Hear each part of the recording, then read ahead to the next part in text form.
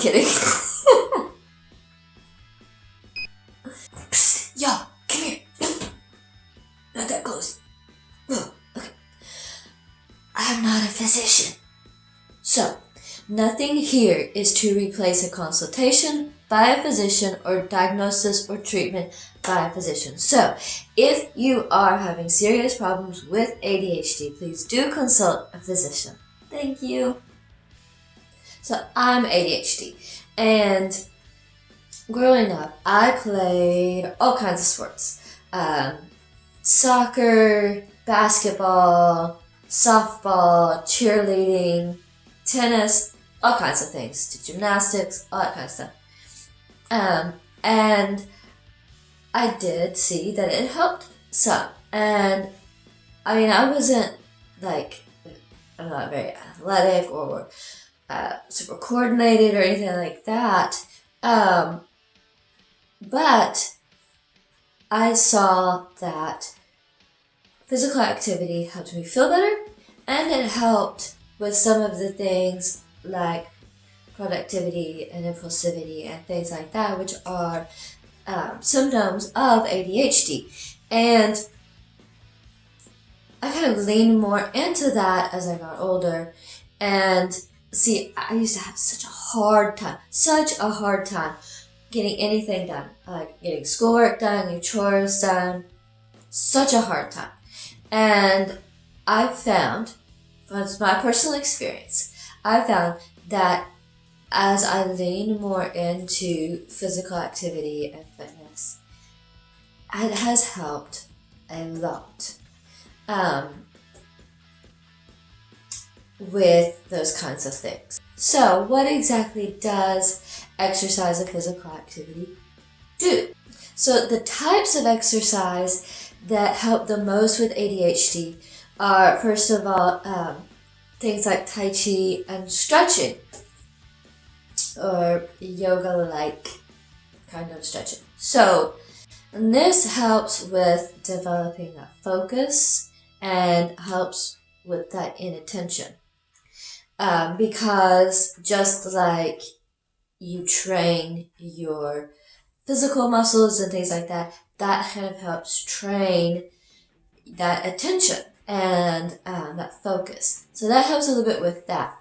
And another type of exercise that really helps with ADHD is cardio. And because this helps really expend some of that extra energy. And it also, if you're playing team sports or anything that kind of makes you think or process, it helps with that executive function of planning and thinking and processing through what your next steps are and playing as a team and working with others. So it helps with that executive function and those social skills and things like that when you're in a situation like that. And then the cardio kind of expends some of that excess energy that you have and bringing that excess energy under control. So what happens in the brain when you exercise is you get an increase in endorphins, things like dopamine and norepinephrine, things like that. And these enhance your mood, pain relief, and things like that. They can also help reduce anxiety and things like that, which everyone experiences these benefits from exercise. But the thing is that people with ADHD typically are lower in these neurotransmitters, so increasing them kind of helps alleviate that deficit. And people with ADHD also usually experience more stress and anxiety, and so helping reduce that anxiety really helps a lot with some of the ADHD symptoms. And another thing that everybody experiences when you exercise is you also get a reduction in stress hormones. Now, like I said, people with ADHD can typically experience a little more stress than people without ADHD. So, again, reducing the stress can help reduce some of the symptoms of ADHD. And you are also altering the structure of the brain in such a way that helps with focus and inattention and impulsivity and all those kinds of things as well, which again, everyone experiences, but these benefits are enhanced in people with ADHD because of the deficit in it without exercise. Because people with ADHD are more impulsive, more inattentive,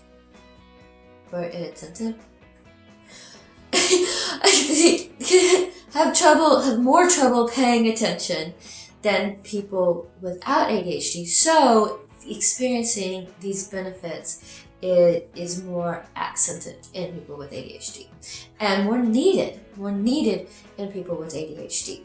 So people with ADHD don't really experience any different benefits, but maybe we need the benefits a little bit more than people without ADHD, which of course everyone needs it, but maybe ADHD needs it just a little bit more. Yeah. Some of the symptoms of ADHD that exercise can help manage are things like impulsivity.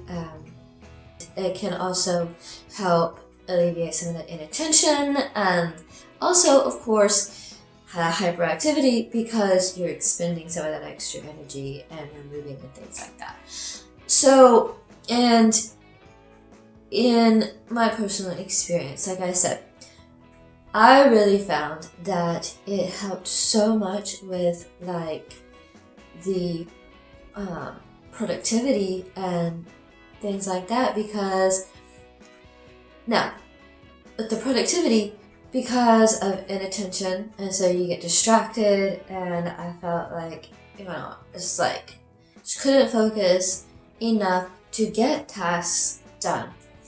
And also, impulsivity, wanting to just run off and go do whatever I want to do instead of sitting and focusing on schoolwork or chores or whatever. And so productivity was out the window. And exercising and physical activity really helped expend some of that excess energy. And then it helps with the focus of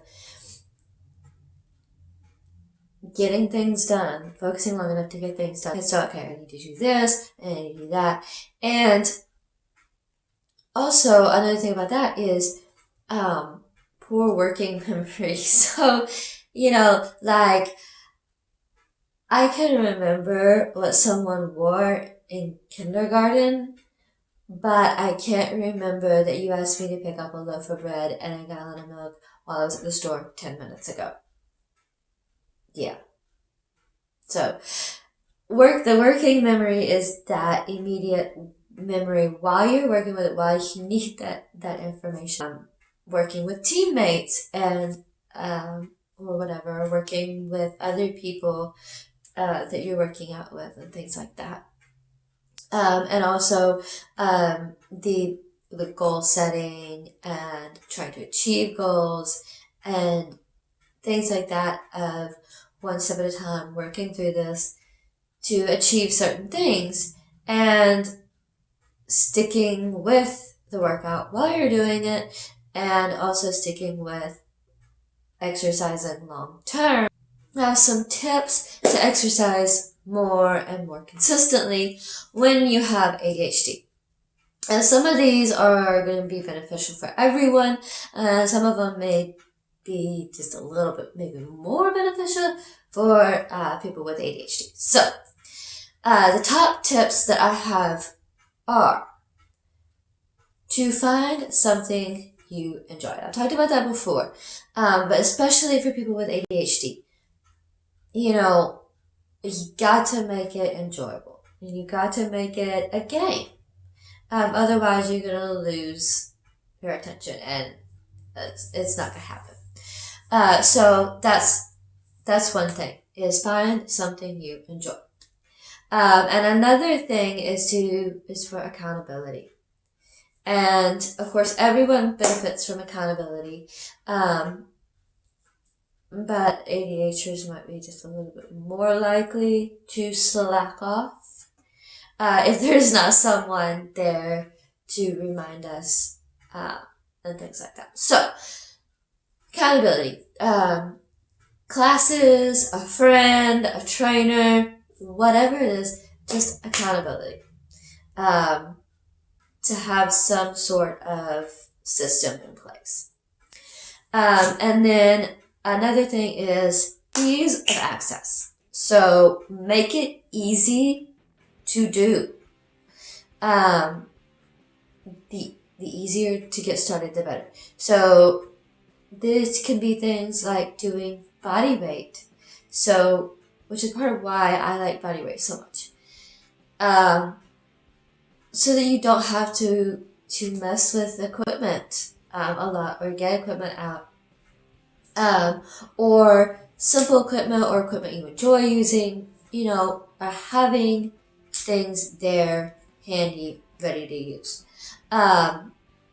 Because especially with people with ADHD, the harder it is, the more steps you have to go through, the more likely it's not going to happen. Part of that is because of inattention. The more steps you have to go through to get something started, the more chance you have of getting distracted, of giving up, of whatever. And also, don't start small. Start with things that you can achieve. So don't set goals that are way too big and inachievable for you right now. Start where you are. Start where you are, always. And this really goes for anyone. Start where you are. So I hope you enjoyed this. I hope you got something out of it. If you did, please do give it a thumbs up and subscribe and ring that bell icon so you don't miss the next video. And remember, train hard and stay inspired. And I'll see you next time.